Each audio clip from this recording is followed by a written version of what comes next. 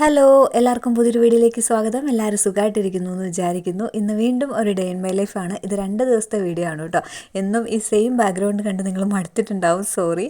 ഇന്നും എനിക്ക് പുറത്തേക്ക് പോകേണ്ട ആവശ്യമുണ്ടായിരുന്നു. ഈ ഒരു പോക്ക് പോകുമ്പോൾ ഞാൻ ഒട്ടും വിചാരിക്കുന്നില്ല, തിരിച്ച് വരുന്ന സമയത്ത് എനിക്ക് ബാഡ് എന്നാണോ പറയുക, ഭയങ്കര പേടിപ്പിക്കുന്ന ഒരു എക്സ്പീരിയൻസ് ഉണ്ടാകുമെന്ന് ഞാൻ ഒട്ടും വിചാരിക്കുന്നില്ല.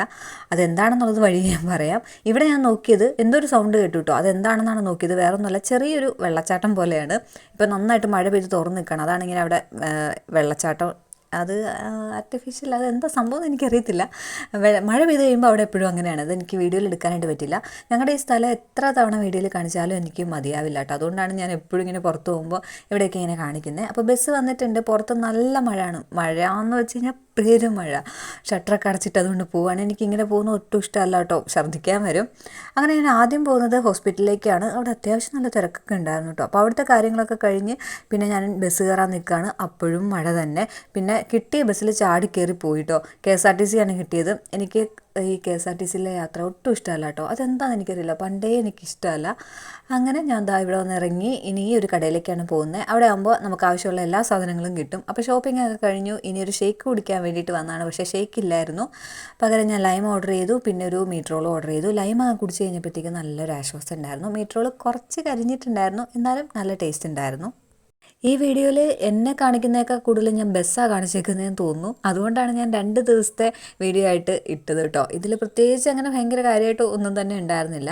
അപ്പോൾ എൻ്റെ ബസ് ഒന്നും എനിക്ക് ഫ്രണ്ടിൽ തന്നെ സീറ്റ് ഇട്ടിട്ടുണ്ടായിരുന്നു. പിന്നെ ഞങ്ങളുടെ അങ്ങോട്ടുള്ള എല്ലാ ബസ്സിലും പാട്ടൊക്കെ ഉണ്ട്. അപ്പോൾ അതുകൊണ്ട് നല്ല രസമാണ്. പാട്ടൊക്കെ കേട്ട് അങ്ങനെ ഞാൻ അവിടെ വന്ന് ഇറങ്ങി. നടന്നു പോകുന്ന വഴിക്ക് മഞ്ചാടിക്കുരു കണ്ടപ്പോൾ ഞാൻ അതും കൂടെ പെറുക്കിക്കൊണ്ടാണ് പോകുന്നത്.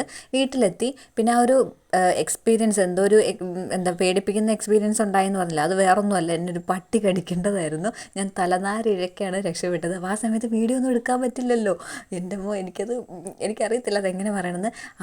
എൻ്റെ അടുത്താണ് അത് ആദ്യം വന്നതെന്നാണ് എനിക്ക് തോന്നുന്നത്. പിന്നെ ഞാൻ വീട്ടിൽ വന്നതിന് ശേഷമാണ് പിന്നീട് അറിയുന്നത് വേറെ കുറേ പേരല്ല, 1-2 പേരെ അത് കടിച്ചു. കുറേ പേരെ കടിക്കാനായിട്ടിട്ട് ഓടിച്ചു. അങ്ങനെ ലാസ്റ്റ് നാട്ടുകാരെല്ലാവരും കൂടെ അതിനെ തല്ലിക്കൊന്നെന്നാണ് ഞാൻ അറിഞ്ഞത്. അത് കേട്ടപ്പോൾ എന്തോ ഒരു വിഷമം കേട്ടോ. വിഷമം അങ്ങനെയല്ല, എന്തോ അങ്ങനെ തല്ലിക്കൊല്ലുക എന്നൊക്കെ പറയുമ്പോൾ എനിക്ക് എന്തോ പോലെയാണ്. എൻ്റെ വീട്ടിൽ പട്ടി ഉള്ളതുകൊണ്ടായിരിക്കും. എന്നാലും അതെന്നെ എങ്ങാനും കടിച്ചിട്ടുണ്ടായിരുന്നെങ്കിലോ. അപ്പോൾ ഭയങ്കരമായിട്ട് ഞാൻ പേടിച്ചു പോയി കേട്ടോ. അപ്പോൾ അതാണ് ആ ഒരു പേടിപ്പിക്കുന്ന എക്സ്പീരിയൻസ് എന്ന് പറയുന്നത്. ഇതിപ്പോൾ പിറ്റേന്നാണ്, അതായത് നമ്മുടെ ഇൻഡിപെൻഡൻസ് ഡേയുടെ അന്ന്. അപ്പോൾ കുറച്ച് മീനൊക്കെ കിട്ടിയിട്ടുണ്ടായിരുന്നു. ഞാനതൊക്കെ ഒന്ന് വൃത്തിയാക്കുകയാണ്. എൻ്റെ വീടിൻ്റെ നേരെ ഓപ്പോസിറ്റ് ക്ലബ്ബാണ്. അപ്പോൾ അതാണ് നിങ്ങൾ കുറച്ച് മുന്നേ കണ്ടത്. അവിടെ പതാകയൊക്കെ ഉയർത്തി ചെറിയ കുട്ടികളുടെ പരിപാടിയൊക്കെ ഉണ്ടായിരുന്നു. ഞാൻ ഹെയർ കെയറും കാര്യങ്ങളൊക്കെ കഴിഞ്ഞിട്ടാണ് ഇവിടെ വന്നിരുന്ന് മീനൊക്കെ വെട്ടി. അമ്മ അപ്പോഴേക്കും ചെമ്മീൻ കിട്ടിയിട്ടുണ്ടായിരുന്നു, അത് കറി വെച്ചിട്ടുണ്ടായിരുന്നു. ഇനി ഞാൻ കുളിക്കാൻ വേണ്ടി പോവാണ്. എണ്ണ ചൂടാക്കാൻ വെച്ചിട്ട് ഞാൻ നേരെ പോയി മുടിയൊക്കെ നന്നായിട്ടൊന്ന് ജടയൊക്കെ കളഞ്ഞെടുക്കുകയാണ്. ഇത് സ്മിട്ടനിൽ നിന്ന് വാങ്ങിയ കോമ്പാണ് കേട്ടോ. നിങ്ങൾക്കത് ഓർമ്മയുണ്ടോ? വുഡൻ കോമ്പ്. വീഡിയോ കണ്ടിട്ടുണ്ടെങ്കിൽ നിങ്ങൾക്കറിയാം. സ്മിട്ടൻ്റെ വീഡിയോ ഞാൻ 2 ഇട്ടിട്ടുണ്ട്. സ്മിട്ടനിൽ നിന്ന് പ്രൊഡക്ട്സ് പർച്ചേസ് ചെയ്തതിൻ്റെ വീഡിയോ, അതായത് അൺബോക്സിങ് വീഡിയോയും അതുപോലെ എങ്ങനെയാണ് സ്മിട്ടനിൽ നിന്ന് പ്രോഡക്ട്സ് പർച്ചേസ് ചെയ്യുക എന്നുള്ള വീഡിയോ ഒക്കെ ഇട്ടിട്ടുണ്ട്. നിങ്ങൾക്ക് കാണാൻ താല്പര്യം ഉണ്ടെങ്കിൽ കണ്ടു നോക്കാം. അപ്പോൾ എണ്ണ അന്നേരത്തേക്കും ചൂടായിട്ടുണ്ട്. ഒരുപാടൊന്നും ഞാൻ തേക്കുന്നില്ല, ആവശ്യത്തിന് മാത്രമേ തേക്കുന്നുള്ളൂ. അങ്ങനെ ഇങ്ങനെ സ്കാൽപ്പിലൊക്കെ നന്നായിട്ട് തേച്ചു. മുടിയിലേക്കും, അതായത് ഹെയർ ലെങ്ത്തിലേക്കും കുറച്ചൊക്കെ ഒന്ന് തേച്ചിട്ട് ഒരു 10 മിനിറ്റ് വെച്ചതിന് ശേഷം ഞാനൊരു മാസ്ക് പോലെ ഇടുകയാണ്. മാസ്ക് അല്ല, ഒരു ഷാമ്പൂ എന്നുള്ള രീതിയിൽ ഷിക്കാക്കായ് പൗഡറാണ് ഇടുന്നത്. വെള്ളം ചേർത്തിട്ടാണ് മിക്സ് ചെയ്തെടുക്കുന്നത്. അത് ജസ്റ്റ് തലയിൽ സ്കാൽപ്പിലൊക്കെ നന്നായിട്ടൊന്ന് തേച്ച് കൊടുക്കുന്നുണ്ട്. ഹെയർ ലെങ്ത്തിലേക്ക് ഒരുപാട് തേക്കുന്നില്ല, എന്നാലും കുറച്ചൊക്കെ ഒന്ന് തേച്ച് കൊടുക്കുന്നുണ്ട്. എനിക്ക് ഇത്രയും സാറ്റിസ്ഫൈഡ് ആയിട്ടുള്ള ഒരു സംഭവം വേറെ ഇല്ല കേട്ടോ. ഷാമ്പൂ ഒന്ന് ഇട്ട് കഴിഞ്ഞാൽ ഞാൻ ഒട്ടും ഓക്കെ അല്ല. ഷാമ്പൂ ഒന്നും എനിക്ക് ഇടുന്ന അത്ര ഇഷ്ടമല്ല. പിന്നെ ഞാൻ തലയിൽ അഴുക്കൊക്കെ പോകണമെങ്കിൽ എന്തായാലും ഷാമ്പൂ ഇടണമല്ലോ. അതുകൊണ്ട് വല്ലപ്പോഴും ഷാമ്പൂ ഇടുന്ന അല്ലാതെ എനിക്ക് ഏറ്റവും ഇഷ്ടം ഇതുപോലത്തെ നാച്ചുറൽ ഷാമ്പൂസ് യൂസ് ചെയ്യുന്നതാണ്. പ്രത്യേകിച്ച് ഷിക്കാക്കായ് പൗഡർ, റീത്ത പൗഡർ, അതൊക്കെ. അങ്ങനെ ഞാൻ കുളിയൊക്കെ കഴിഞ്ഞ് വന്നു. ഇനി ചോറ് കഴിക്കണം. ചോറിന് നമ്മുടെ ചെമ്മീനും മാങ്ങക്കറിയുണ്ട്, അതുപോലെ മീൻ വറുത്തതുണ്ട്. ചോറൊക്കെ കഴിച്ചു. അപ്പോൾ ഇത്രയാണ് കേട്ടോ ഇന്നത്തെ വീഡിയോ എന്ന് പറഞ്ഞാൽ.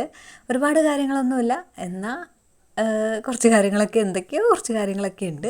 അപ്പോൾ നിങ്ങൾക്ക് വീഡിയോ ഇഷ്ടപ്പെട്ടെങ്കിൽ ലൈക്ക് ചെയ്യുക, ഷെയർ ചെയ്യുക, കമൻറ്റ് ചെയ്യുക. അതുപോലെ നമ്മുടെ ചാനൽ സബ്സ്ക്രൈബ് ചെയ്തിട്ടില്ലെങ്കിൽ സബ്സ്ക്രൈബ് ചെയ്യുക. പുതിയൊരു വീഡിയോ ആയിട്ട് ഉടനെ തന്നെ കാണാം. Tata, bye bye, see U.